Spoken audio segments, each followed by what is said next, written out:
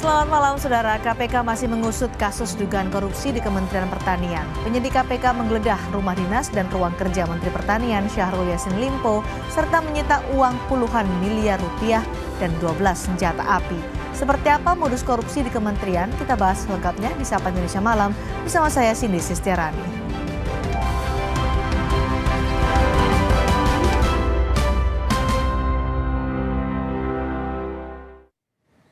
Mengusut dugaan korupsi di Kementerian Pertanian, KPK geledah rumah dinas dan ruang kerja Menteri Pertanian Syahrul Yassin Limpo. Dari penggeledahan itu, KPK menyita uang puluhan miliar rupiah dan 12 senjata api.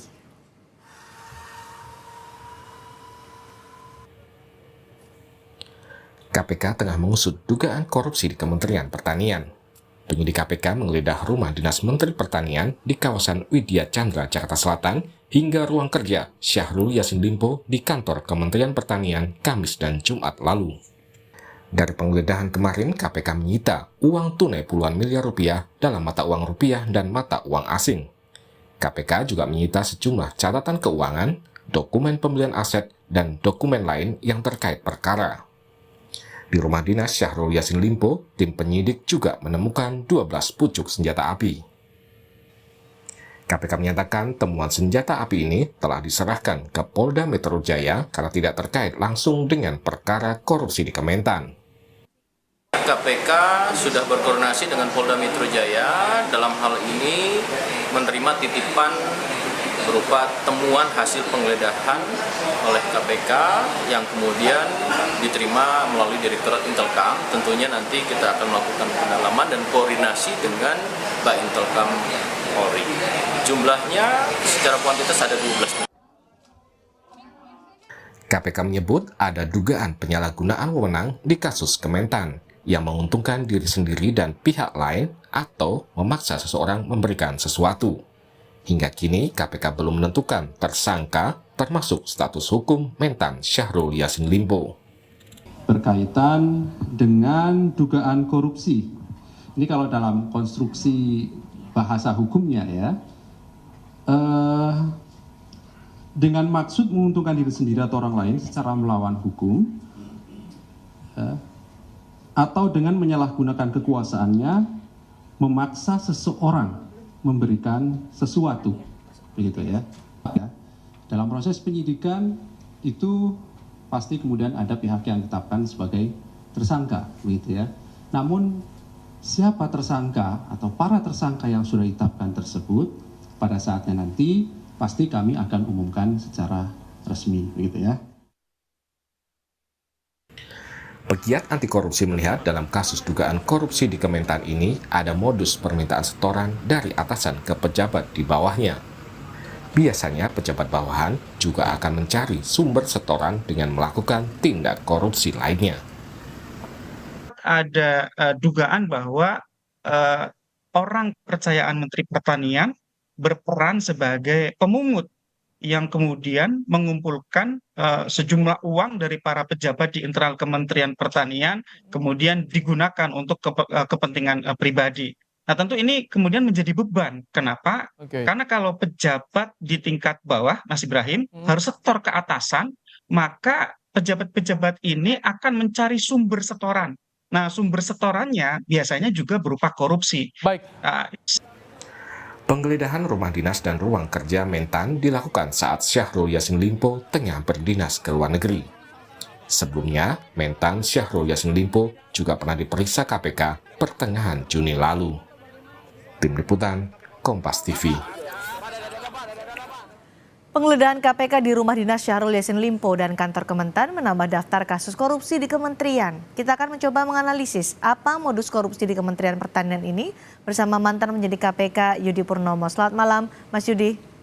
Selamat malam, Mbak. Selamat malam pemirsa dimanapun berada. Mas Yudi, ini KPK belum mengumumkan soal konstruksi kasus korupsi di Kementerian Pertanian. Tapi sebagai mantan penyidik, mungkin bisa memberikan gambaran korupsi apa yang tengah disidik KPK di Kementan ini, kalau kita berkaca pada modus-modus korupsi di kementerian lainnya. Ya, kalau saya lihat ya dari urgennya menggeledah rumah dinas dari Menteri Pertanian, tentu ini terkait dengan jabatan ya, sebagai seorang menteri gitu ya. Artinya dia sebagai orang yang paling tinggi di hierarki yang ada di Kementerian Pertanian, tentu pasti akan banyak berhubungan dengan bawahannya. Dan saya melihat bahwa korupsi-korupsi yang ada di kementerian itu ya, dari kasus-kasus yang pengalaman pernah saya tangani, tidak jauh dari pertama pengadaan barang dan jasa Hmm. ya. Karena itu sumber uang dari pengadaan barang dan jasa. Yang kemudian yang kedua terkait dengan mutasi jabatan ya, Oke. karena orang ya tentu ingin mendapatkan jabatan yang dalam tanda kutip basah ya. Hmm. Ya, ketika basah itu bisa menghasilkan uang, jadi menyetor pun kepada atasan tidak jadi masalah Oke. ya. Kemudian gratifikasi ya, terkait dengan kemudahan untuk melakukan apa namanya kegiatan apapun gitu ya, karena ketika memberikan gratifikasi pasti akan mudah untuk mendapatkan ACC dari atasan. Hmm. Kemudian apa namanya ada juga pemerasan. Nah, ini kan yang lagi apa dikerucutkan ya, kalau saya lihat bahwa Hmm. atasan gitu kan dengan kekuasaan yang ada pada dirinya ya meminta kepada bawahannya, Hmm. sehingga dengan uang-uang yang dikumpulkan itu dia bisa melakukan apa Ya. namanya membeli aset gitu kan, mengumpulkan uang dan apa namanya serangkaian tindakan lain. Itulah sebabnya Oke. saya setuju dengan tindakan dari penyidik KPK gitu kan, bahwa tempat yang pertama kali dicari ya, pertama kali Hmm. diduga ada tempat persembunyian terkait dengan perkara yang mereka tangani adalah ya tadi pucuknya gitu kan, dan kita lihat bahwa Oke. ternyata ditemukan uang puluhan miliar di situ yang tentu nanti Ya. akan ditelusuri Baik. uang itu terkait perkara apa ataupun pengembangannya seperti itu, Mbak. Kemarin juga Ali Firki, juru bicara KPK, menyatakan bahwa korupsinya terkait penyalahgunaan wewenang untuk menguntungkan diri sendiri dengan upaya memaksa seseorang untuk memberi sesuatu. Ini gratifikasi atau pemerasan? Oke, ini menurut saya adalah pemerasan. Dan ingat, ketika pemerasan, yang kena adalah orang yang memeras. Oke. Ya, yang memberikan, ya itu dia tidak ada upaya atau daya dia untuk bisa melawan. Berbeda dengan Dan gratifikasi berarti ya? ya, dan berarti di sini Mbak harus ada ya unsur perbuatan ya yang istilahnya membuat orang yang diperas itu tidak berdaya dan kemudian memberikan misalnya sejumlah uang ya. Oke. Berbeda dengan suap. Kalau suap ya bahkan gratifikasi ya ada meeting of mind-nya, ada kesepakatan saya memberikan ini, saya dapat ini. Saya memberikan itu dia memberikan saya ini, saya memberikan saya itu gitu. Kalau pemerasan artinya sebenarnya saya itu sebagai orang diperas tidak memberikan pun ya tidak Oke. jadi masalah. Tetapi karena dia punya kuasa terhadap saya, misalnya bisa memutasi saya, gitu Hmm. kan, bisa merotasi saya, bisa Oh, menentukan saya, sehingga oke. ada suatu ketakutan pada diri saya. Seperti itu, Mbak. Jadi di mana kita atau Mas Yudi menempatkan posisi Menteri Pertanian Syahrul Yassin Limpo dalam dugaan-dugaan tadi Anda menyebutkan, mungkin saja ini bisa pengadaan, bisa soal jual beli jabatan, atau tadi Anda sebutkan juga ini kasus pemerasan. Di mana kita bisa menempatkan Mentan di sini? Ya, tentu kalau melihat ya, Mbak ya, bahwa yang digeledah adalah rumah dinas Menteri Pertanian, Mhm. ya makanya tadi saya katakan bahwa ini ada di puncaknya gitu, dan KPK pun Mbak ya hanya bisa menangani kalau dia penyelenggara negara. Hmm. Jadi tidak sembarang pejabat atau ASN bisa tangani oleh KPK.